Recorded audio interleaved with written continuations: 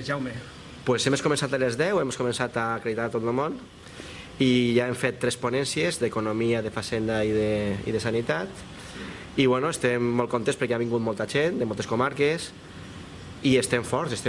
Avui hem presentat i hem dit ja que tenim les 2.000 firmes que fa falta per a la província de València, ens podem presentar, ja podem dir-ho. I això m'agrada que tu digues perquè tu eres de Guinea però eres valencià, entonces anem a defendre els interessos de la gent que viu i treballa en València, no únicament dels valencians. Som un partit que nos preocupamos por todo el mundo que vive en Valencia, incluido tú, porque tú pagas tus impuestos aquí.